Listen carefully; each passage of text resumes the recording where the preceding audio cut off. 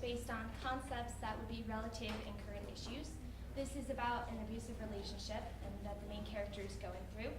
As an aspiring scriptwriter for film and TV media, I wanted to write a play to improve my writing skills for scripts, as well as have a piece that I could use in the future to show my writing abilities. Originally, I thought that film and TV were similar to playwrights, with just a few differences, but I have actually found out there are a lot more things to keep in mind when writing a playwright. It can be a little bit more complex because you have spatial limitations, so things like montages and running scenes cannot happen during a play, as well as you have to keep the time limit within a certain time frame because they can't jump through space and time like you can in film, as well as scene changes. In order to make it to have scene changes, those have to be minimal as well. You will notice in my play there are way too many scene changes for this to be performed on stage. It is not complete yet. I still plan to pick it up in the future and work with it more. But here is a short synopsis of the play. Cynthia, an insecure and naive teenager, comes across the ever-lovable and charming James.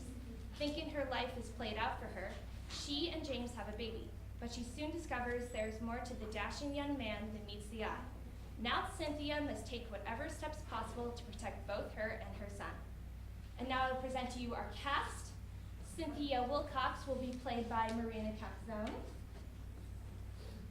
James Richardson will be played by Gage Malero. Sally White will be played by Courtney Kennedy. And I will be playing some of the supporting characters, including the doctor and mother. And now we present to you the real James. Oh, by the way, this is a reader's theater kind of thing, so it won't be as divulge as we would be doing it on an actual stage, but we will have minimal blocking and some props, though the actors will be using scripts in hand.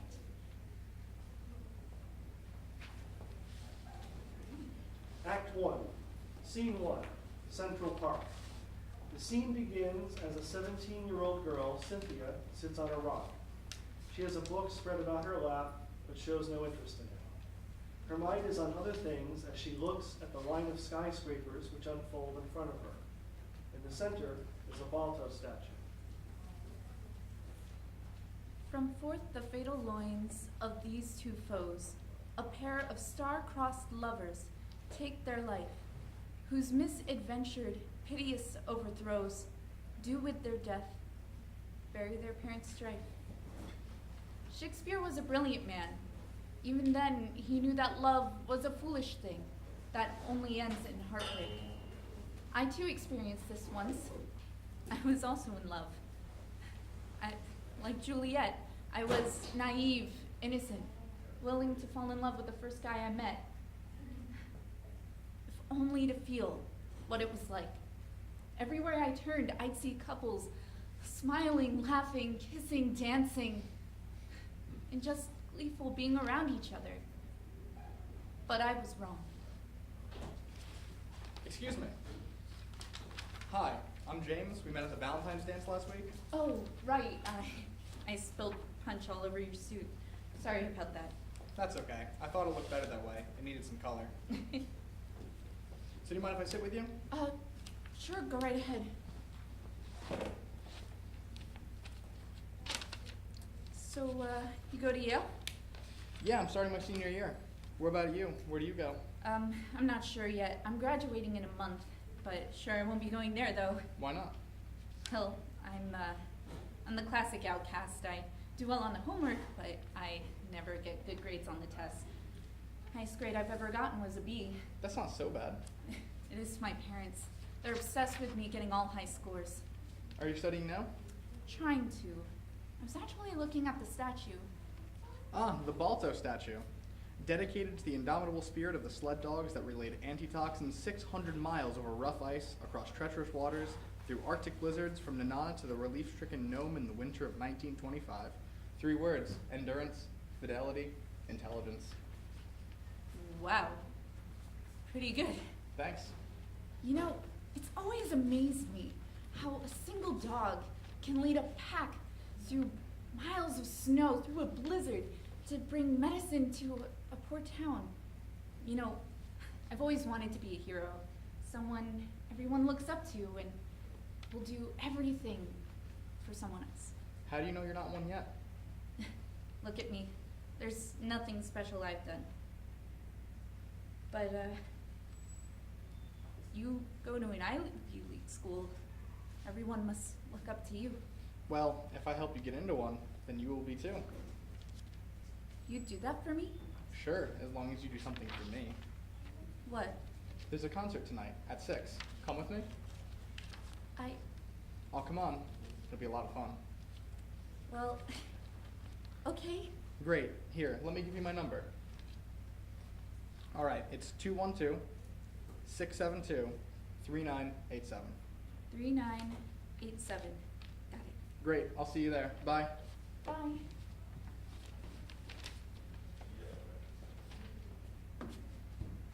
Several weeks later. It's a nice day today.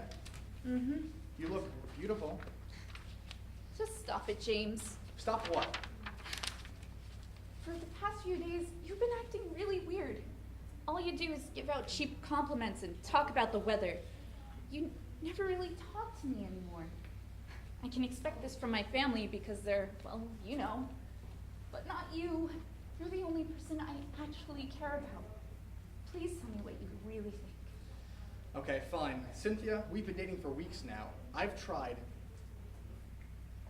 Every time I've tried, you've refused to take a step further in our relationship. Plenty of couples have done it. What are you so afraid of? I don't know. Don't you think I love you? Of course. Then come back with me to my hotel room. I promise, I won't do anything you won't like. What does a girl do when she's put in this sort of situation? She doesn't want to do it. But if she doesn't, she'll lose him. And God knows she can't do that. She needs him. Without him, she's nothing. Just another piece of crap someone tossed to the side. Okay, Really? I'll go with you. Awesome. Oh, you won't regret this, babe. I promise. Scene 2, Cynthia's bedroom. Cynthia is sitting on her bed, reading a book, when her mother bursts in, holding up 2 pregnancy tests. Care to explain these? Where did you get those? I found them in your room. Mother, I can't believe you went and got yourself done. No one will hire you now. who cares? What? Who cares? Cynthia, this is your future we are talking about. Yes, and my future is being with James and having a nice family. Cynthia, that's nonsense. No, what you want is to get into a good 4-year school, graduate, and become a doctor or lawyer. That's what you want. Did you ever once care about what I want? What you want? Oh, Cynthia, you don't know what you want. All you should worry about is making a good life for yourself, and this will not help that. How do you know? That's enough. Now, I've already called the doctor. Tomorrow you're getting Plan B. What? This whole deal will be old news, and no one will ever know. You're killing my baby? Cynthia, don't be so dramatic. It's just a simple procedure. You won't feel a thing. But you're killing my child. Cynthia, will you listen to yourself? You aren't even married yet. And besides, it is not a child. It is just a little piece of shit that's going to destroy your life. So what if I don't get into college? Maybe I don't want to. Cynthia, that's nonsense. Is it? James says I could do just fine on my own, and he promised to support both of us. And what do you do when he runs off and leaves you with the baby? He wouldn't do that. Are you sure? Because I know plenty of girls who open themselves up to a guy just to get— Shut up! Look, I'll make this simple. Get Plan B, or you're not welcome in this house.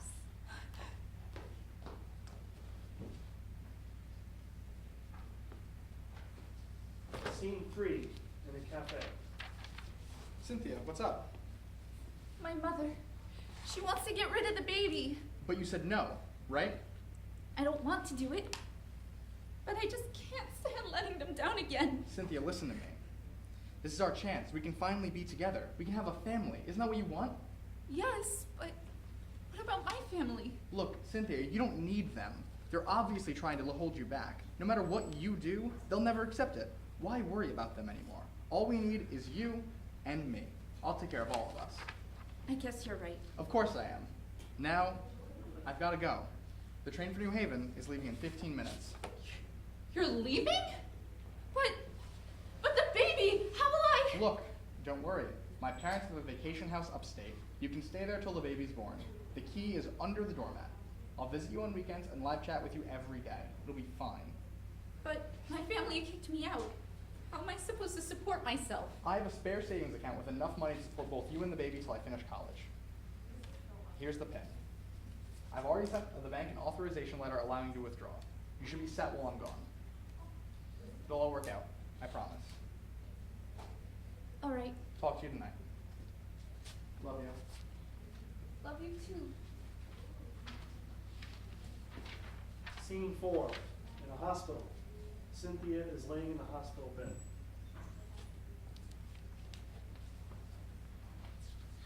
All right, Miss Wilcox, here's your son. Oh, he's so beautiful.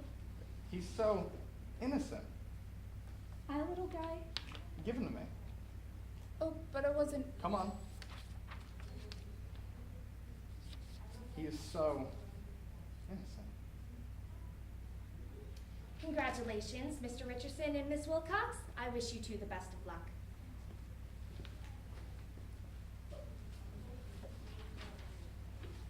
Scene 5, kitchen. The phone rings. Hello? Is James there? No, he stepped out. What do you need? All right, listen closely. James is lying. Get your son out quick. Who is this? How do you know about my son?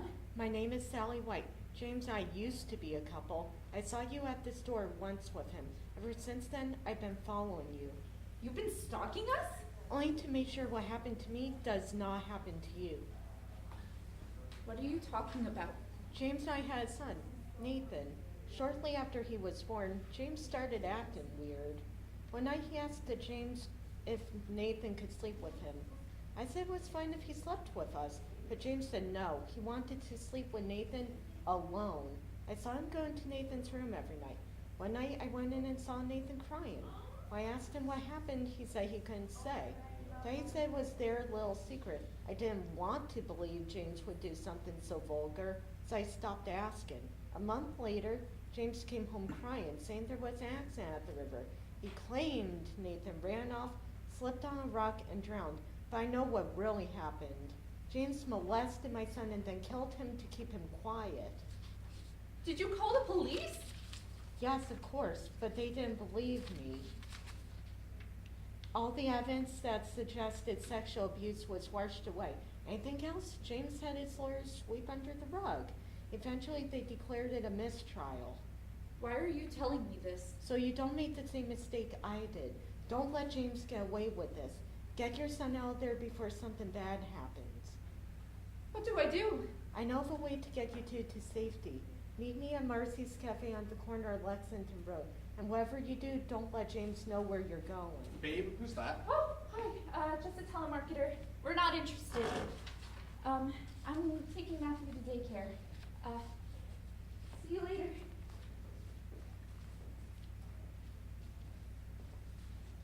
Scene 6, Marcy's Cafe.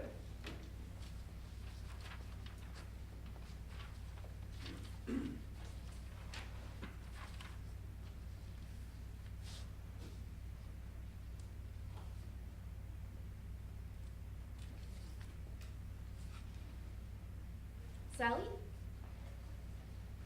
Thanks for coming. Of course. I swear James convinced you I was lying. Don't worry. He doesn't know. I told him I was taking my son to daycare. Speaking of which, where is your son? He's staying with an old friend. James has no idea where he is. Good. So what's your plan? These are the tickets for the 5:30 train. You can take it across the border into Canada.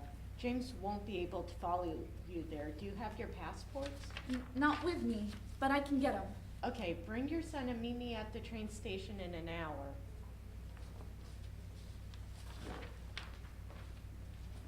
Scene 7, the bedroom. Cynthia digs into the drawer and pulls out a passport.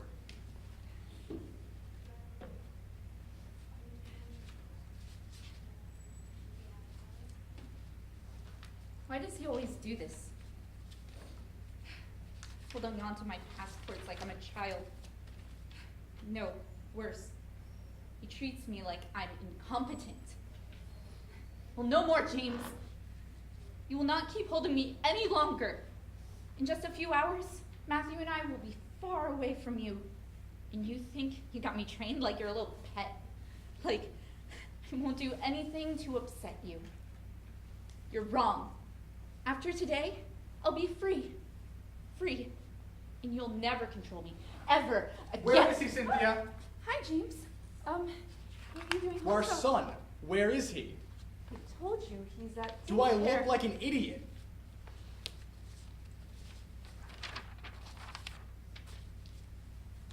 I don't know what you're talking about. I know you're hiding him from me. Where? Doesn't matter. You won't find him. I don't understand. Why are you doing this? Is this about that call you received? She's lying. Whatever she told you, don't believe it. Then, explain this dead 2-year-old male found in the river. Sally claims you killed him. Is that what she told you? Honey, Sally told Nathan. Why would she do that? Because she's mad. After Nathan was born, she started acting clingy. She always thought I was spending way too much time with him.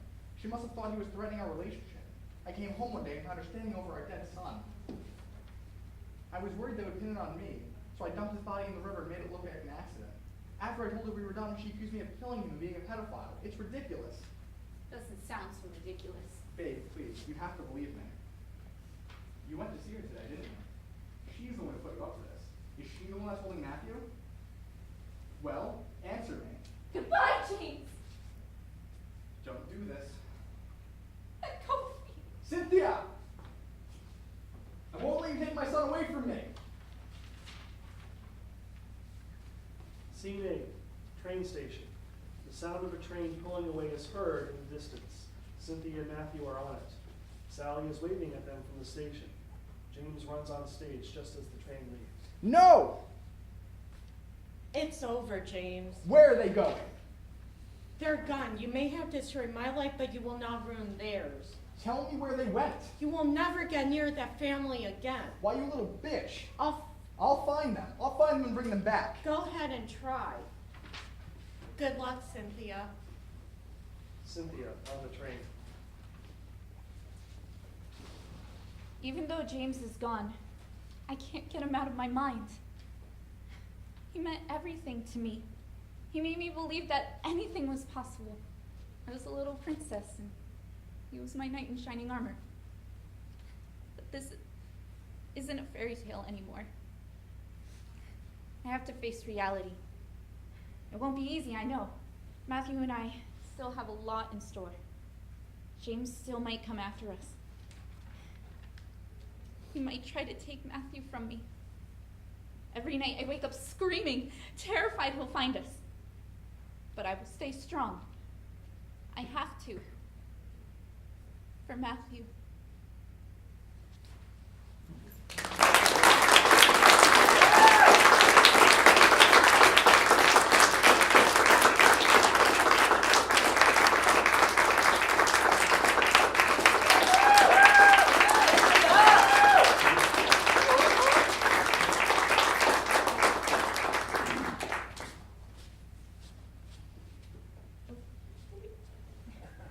Thank you. Wonderful. Thank you very much.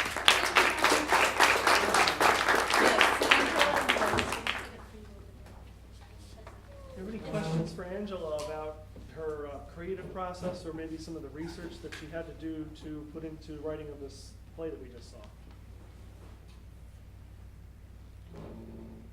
Yes? How long have you had a passion for writing? Has this been something that accumulated when you were younger, or was it like a recent found interest? No, it's been most of my life. It started in like 2nd grade. I'd always watched Disney movies, and I knew that back then, like, Disney movies were made from major popular books. So it was like my goal to write a novel and then get into a Disney movie. And over time, I found out I had a love for script writing by being in theater. And the cool thing about script writing is that all the exposition has to be through dialogue, since there's no narrator. So that's the one thing you have to work about, is you want to make it sound natural dialogue, but you need to explain everything that's going on through a normal conversation. Yes? Well, it was a well-crafted play with a lot of tension along the way. But do you also experiment with lighter plays?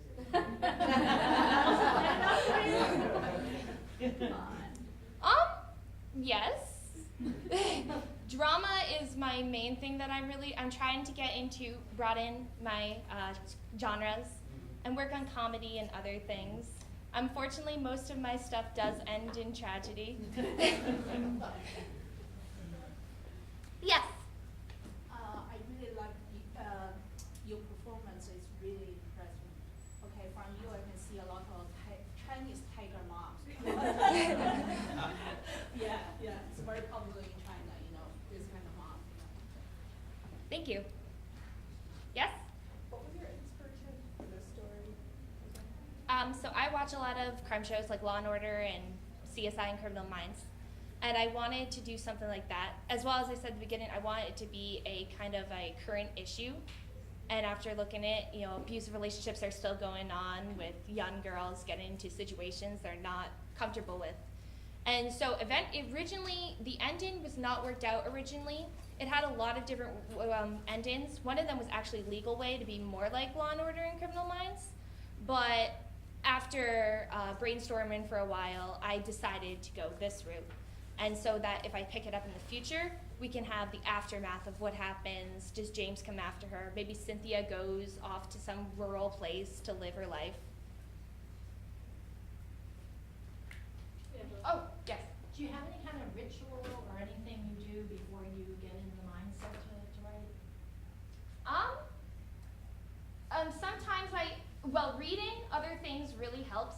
If I'm in the mood of reading, then they kind of just flow. But it happens kind of naturally. I can't force it. So I outline my stuff first, because if I don't outline my stuff, I'll get into a roadblock. And that happened with this one. I didn't outline it, and I got into a roadblock, and it wasn't until later that I was able to smooth through it. So I usually outline my things first so that I have a chronological order of how things will go on. And then I write. But I usually do read things beforehand. It happens when I'm relaxed. So like when I'm in my bed or in my chair or something at home and I'm not worried about anything else, that's when it comes. But reading definitely helps to bring those creative juices. And a lot of this is, like Cynthia, I put a lot of my myself and personal experience into my characters. So I always try to observe everything that goes around me so that if I need to use it in a story, I can say in a very dramatic way how it happened, with it being realistic, because I've experienced it myself. Yes? I'm curious, with writing, do you find it's better to start with a plot and then develop the characters, or do you start with the characters and then the plot sort of comes out of that? Good question.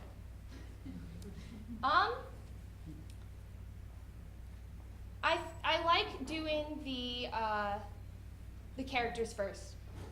I give a more idea of what I want the characters to be, and then I revolve the plot around that. But I'll come up with a basic plot first. So I'll come up with an idea, like I wrote a short story about a wolf that gets rabies and his mind slowly degenerates. So the wolf was not, his character wasn't really, it was more about the mental disease part of it, the story. So I go more into, I'll give a basic plot, then I'll embellish my characters, and then I'll detail my plot either while I'm writing it. That's why I do the outlines.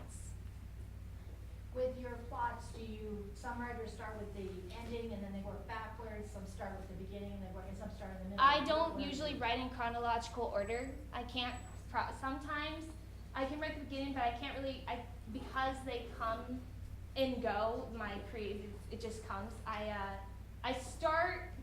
do it out of order and then put it together. Endings, I like always do first, because your ending has to be solid. If you don't have a solid ending, the story's gonna die. People are gonna leave saying, man, that ending was so great, and if the ending's not good, it doesn't really matter what the rest of the story is. That's what people care about. So I actually usually write, I encourage to write the ending first, then go backwards, or you can go out of order. As long as you make sure you're keeping everything consistent and put in things chronologically when you go back and revise your copies, then yes, ending should definitely come first. Yes? How often do you write? A lot. A lot, yeah. I write one thing each year. With school, it becomes a little harder to write personal, like more original stuff. But since I'm in script writing, I am writing a lot of scripts for my major anyways. So, but yeah, whenever I'm home, again, it's kind of like meditation to me. It helps relax me. So I write a lot, I don't know, like once a week. Any other questions for Angela? Do you find that you tend to sway toward using like foreshadowing or you know, those kind of approaches, or? Yes. Yes. I don't know if you noticed it, but in this scene, it was the kitchen scene. James looks at the phone, and then he says later that he knows about Cynthia. I love foreshadowing because it is great to, it's like the audience should be able to see something in front of them but not know it's there. Because then when it's there, it's like, oh, I can't believe I didn't realize that. That's what's great about irony and plot twists. So I do use I love irony, and I use irony in a lot of my stuff so that the audience will come along the ride as I'm writing it. I think the four of you are terrific actors. Thank you for your Yes. performance. Yeah.